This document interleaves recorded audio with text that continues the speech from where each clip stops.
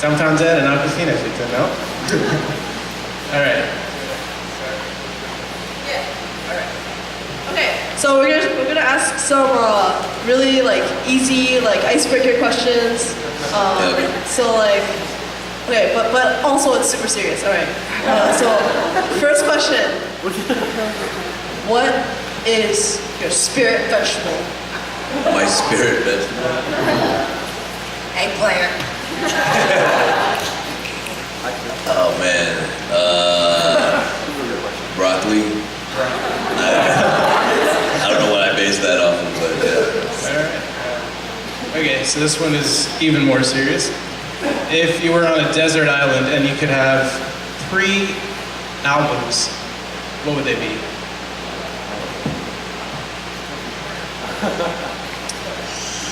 That's a pretty tough one. I told you. Tribe Called Quest, Midnight Marauders, Far Side was alright too, and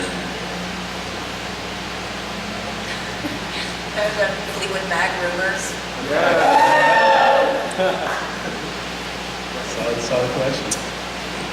Alright. We got one more for you guys. And this one's gonna require a little bit of creativity. So, what are you made of? Mostly water. Okay. Alright, but for the literal interpretation, alright, I see that. Dope. Alright. Second question, an individual question for both of you. I'll start with Dumb. So, earlier on in your career, you did a lot of battle rap, and now you have actual studio albums. You tour all around the place. I want to ask you what you think is the biggest difference in how you approach battle rapping and just recording actual songs. I mean, battle rapping is way easier. Just make fun of people in rhyme form. It's really not that hard, and it's entertaining for like a week, a couple months, but music like that can really last for a lifetime, and stuck in people's head and be memorable and stuff like that. So I think creating that memorable song is much harder than battle rapping. I was always good at battle rapping when I was growing up, going around, just clowning on each other with a bunch of friends and stuff. And now it's a little different when people actually prepare for their opponents. And it's still hard when 2 opponents are preparing for each other. You got to really come with it, more than just freestyling. Freestyling back in the day was fun, but it was not that intricate. I look at all my old battles from back in the day where I'm freestyling, and I'm like, oh, I remember when I really served the dude. When I look at the footage, I'm like, oh, I was just talking about the dude's shoes for 3 minutes. It's it's not that tight, but. So I got one for North. I want to just ask you what your views are on the power of satire and humor in art form, because I just have a slight inclination that you might be using humor and satire and stuff. So yeah, I just want to get your views of that. Well, I think that it's always important to have a sense of humor, in everything that you do. And when it comes to rap music, people don't realize that it's actually a really good medium for satire. And I can't say that I'm the first Asian American female rapper, but I can say that I'm the first Asian American female rapper comedian. And I think that's what will set me apart in my career. Thanks. Huh? Oh yeah, okay, yeah. We just came up with this one today morning. This is really interesting. Hip-hop culture has a lot of different ways of expression, right? So there's b-ball, there's graffiti, there's DJing. I want to know how both of you ended up deciding on rap as opposed to anything else. I went through all my phases. I've done every element of hip hop. I was a beatboxer, I was a breakdancer, I was a graffiti artist, I was a DJ. Were you a breakdancer? Yeah, it was very short-lived, but I mean, I was always like the class clown growing up, so to me it made sense for me to kind of go into emceeing. But I went through my DJ phase. I sucked, you know. I sucked at all of the elements pretty much, and yeah, it just it made sense. I think growing up in the hip hop culture, you really do kind of test out the waters with all of the different elements too, which is awesome because you kind of get to see what you're really into, just like kind of like life or whatever, you know. So it's like, yeah, I went through all the phases, just like Zoe did too. My DJ, he went through all his phases, you know. He was a graffiti artist. He was MC at one point too.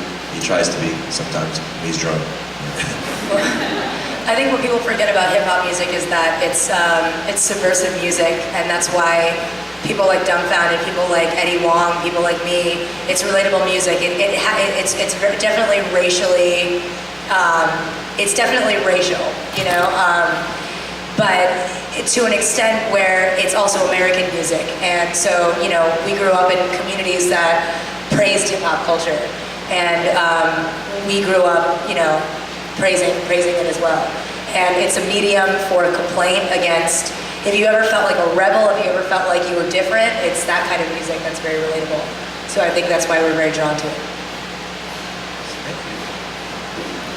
Wait, can I ask you guys to like expand on that? Like talk about like, oh, where you guys are from, and like, you said like you guys like praise hip hop. I'm like, oh, that's interesting. I like, cause I'm from New York. I know where Nora's from. I like didn't even know it was like a hip hop scene. I don't know, or if you found it there. I don't know if you found it there. So I was wondering where you found it in New York, and then for Dumbfoundead, where you found it in LA. Well, for me, I was born in Argentina when I was, and then when I was 3, my mom like literally like smuggled us in through Mexico, like into Los Angeles. So like, you know, I grew up really relating to like that Latino immigrant story growing up, and I grew up with a lot of Latinos in Los Angeles. And I got into the hip hop culture early. You know, when I was growing up, like in LA, like it was really divided. It was like either hip hop or rock. You know, now when you go to festivals, it's like all genres in one. You know, you got EDM, rock, you know, hip hop, and all the kids nowadays, they're not really divided by genres. Everybody listens to everything. But back in the day when I was growing up, it was definitely like divided. You know, like you had the rock kids here, you had the rap kids there, all goth kids. You know, like it was really divided. You know. So I was really drawn to like hip hop, like she said, like as that rebellious art form, because you had like NWA saying like "fuck the police," you know, and that sounds like kind of normal now, just to be like, "Yo, fuck the police," but like that, you know, that's a pretty bold statement, you know, back in the day, and like, and I just felt like it was cool, like it was kind of my way of just being this like alter ego, like superhero cat, you know, when I was growing up and being bullied here or whatnot, you know, I was able to like defend myself through rap, like I was freestyling and battling, and that's how I got into the battle culture a lot, because you know, there was a lot of people underestimating it in the rap game, and then I just started like, you know, hitting them back with some raps, and they're just like, oh shit, like this Asian cat is killing it.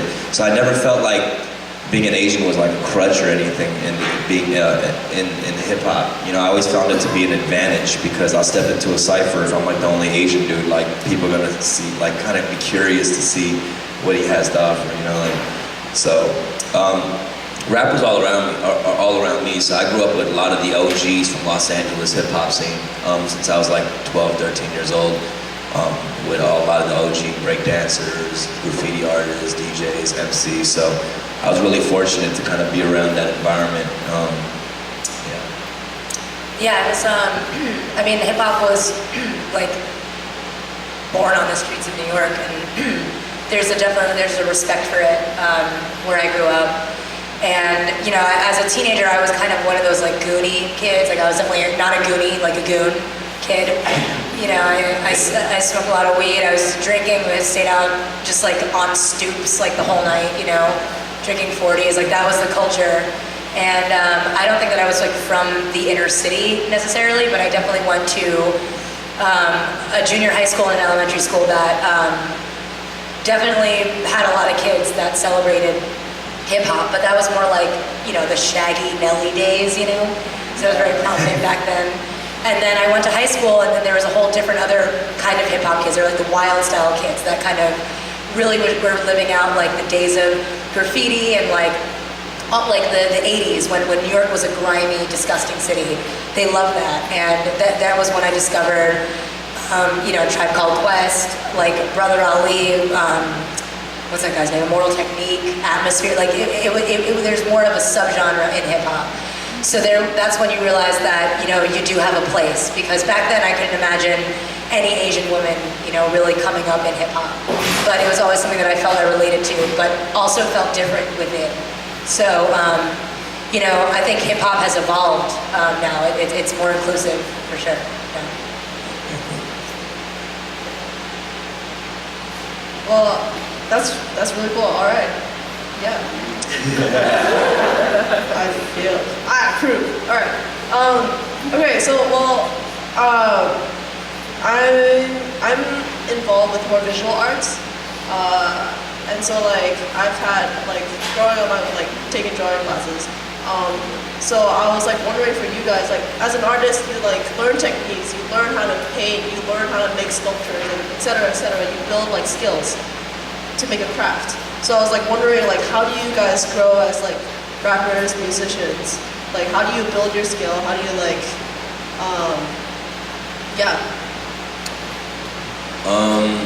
Yeah, it's just like anything else. I practice, since I was probably 13, I've freestyled every day of my life.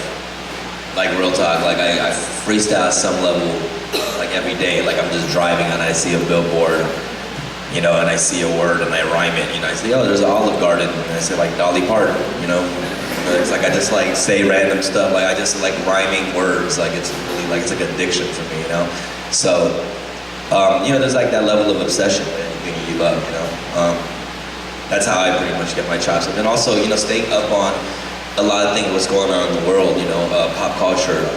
Your reference game has to be on point, I've always liked doing that, using interesting references in my raps, and not be so vague about topics, I mean, for me personally, I'm against the institutionalized teaching of art, because I feel art needs to be a self-guided mission. And when I was 11 years old, I discovered the trumpet, and I taught myself the trumpet. I didn't have an angry Asian parent breathing down my neck, forcing me to do it. And I became one of the best trumpet players in the city in junior high school as a young kid. And then I went to LaGuardia High School, which is an arts high school in New York City. And you're basically in there with other best trumpet players of the city. And it really killed the dream for me, because if you're not, I believe that if you have raw talent, you have to teach yourself how to dispose of it. Because when you have people who are doing the same exact thing that you're doing, and they have a very competitive spirit, I don't think it's nurturing for the art process. I think it needs to be a self-guided mission.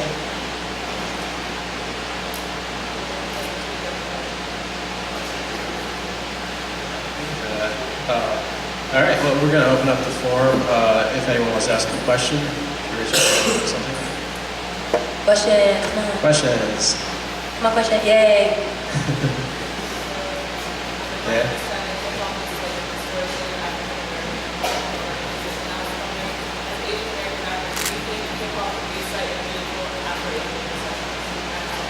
What was the last part of that?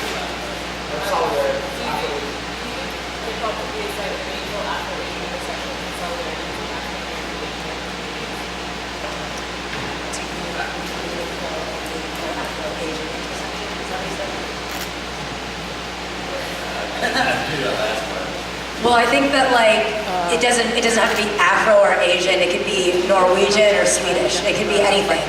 Like I said, hip hop is subversive music. It's complaint music. It could really reach out to any group, any person. What we're seeing now is not so much people don't hate Iggy Azalea because she's white. And especially the hip hop people don't hate someone like Iggy Azalea. They hate her because she's taking hip hop and she's turning it into pop. And to an extent, so is Nicki Minaj. When CL, the K-pop artist, comes here, she's going to do the same thing with hip hop. It's going to become sterilized to a point where it's not going to have substance. It's going to have, I'm in a Bugatti, I have money, I'm riding around, I have gold chains. It's not going to be, I grew up like this, you know, my mother had to work nights to feed my family. And that's not a struggle that only African American people go through. It is a struggle that Asian American people go through. And I think that, you know, in terms of just an Afro-Asian intersection, there are definitely tons and tons of relatabilities between them. The experience and also I think like one of the most famous like Black Panthers was a Japanese guy. So, you know, I think traditionally those cultures have dichotomies together, but, you know, I think that it's not so much, now our problem with hip hop is not a racial thing, it's a genre thing. And if hip hop continues to go into the realm of pop, then that's where I take umbrage. Well, I think, Iggy Azalea, you know, she got a lot of heat. I think it was also because she didn't have a lot to share about just her experiences in hip hop and you know, having respect for the art and culture. Like, she never really addressed it. She just kept brushing it off. You know what I mean? I think if she really addressed it, like she was this kid growing up in Australia, like listening to rap, and she has respect for the craft, and you know, pay homage to it, then there would have been no problem. But she kept brushing it off, like, no, let me do my thing. Like, yeah, you have to respect the art form. You have to respect the roots of it, the history of it. If you don't respect it, at least know it. So when someone comes around and asks you about it, you can answer. No, I mean, in the last year or two, you know, people on Twitter and like cats have tried to question all types of artists, white artists, Asian artists in hip hop about cultural appropriation. You know, I've gotten into it all the time. But a lot of those cats aren't even in my culture. Like, I've been in the hip hop culture, not just taking from, but giving back to the hip hop culture for the last 15 years. You know what I mean? And the people who try to challenge me aren't in my culture. Like, they're not hip hop. You know what I'm saying? So to me, like, it's like disrespectful to me and the hip hop culture when they try to come at me with that stuff. I'm like, yo, you know, pay your dues, and like also like just look at the track record and stuff. You know, like there's a history of everybody's involvement in this culture. You know, what they've given to it. That's been Black, white, Latinos, even in breakdancing in the '80s, like the Puerto Ricans, and there's so many people who have contributed to the culture. You know? All right, thank you. Does anyone else have any questions? Yeah. You might have to be a little loud, sorry. What? My thoughts on what? Anti-black what? Anti-blackness. Anti-blackness. What does that mean? I think I don't know, just like generally there's a lot of friction between Asian and Black communities. Can you? Generally there's a lot of friction between Asian and Black communities, so can you speak on that? Well, yeah, I mean, most of you guys are Asian, and you know, I don't want to throw everyone under the bus, but I know that my grandma, like, is scared of Black people. Like, that's just what it comes down to. You know, I mean, it's true. Like, I don't want to throw my grandmother under the bus, but she was like, oh, you have a Black boyfriend, do you? So, you know, things like she thinks that I'm in rap. That's an older thing, you know. I went to China, I lived in Beijing for a year, and I didn't see any Black people there. The older generations aren't used to them. So when they come here as immigrants, they're just different. The K-Town riots, all that stuff. You know, remember all that? Yeah, I mean, I think a lot of time it's miscommunication. You know, I grew up around the Los Angeles riots in 1992 in Koreatown, where that was like the heart of the riots. And that was like at the peak of racial tension between Asian Americans and African Americans. Like, even my dad was a store owner. You know, he was protecting his store from looters and stuff in the riots in Los Angeles. I was a kid just growing up around that. And like I said, I had it in a verse. I had a verse about it where I was like, all the homies told me, fuck the police, you should go and loot. But my father told me if they get too close, then you should shoot. I was conflicted, what's a little soldier supposed to do? So I was conflicted at that point, because like I was a kid, all my friends were Black, you know what I mean? And we were chilling, and then all the riots happened, and they're like, oh no, like, you know, stay away from this group of people. Like, so that was a lot of inner conflict within myself there. But that was definitely a miscommunication, you know, like because there was people in the neighborhoods, in the black neighborhoods, really friendly with the store owners before all that popped up. You know what I mean? Like I know a lot of people were just regular, that people were just like talking to each other. There was a community there, and when that popped up, it was like all hell broke loose, and it wasn't just the black neighborhoods. It was everybody participating in something that like. They didn't even know what they were doing, you know. People just started looting, so everybody just kind of joined in, you know what I mean? People who had no idea what the cause was, you know. So there was a lot of miscommunication between communities, I feel like, and it really takes all sides to really open up that dialogue, you know. Like definitely, it's not. I don't think it's just older generation Asians that are scared of black people. Like there's a lot of young Asian kids that I know when I was growing up, like they were grouped up, like. Talking shit about so many ethnic groups, you know, in their own native language, you know, and I had to like understand that shit and hear that, and I was like, oh fuck, Right. like.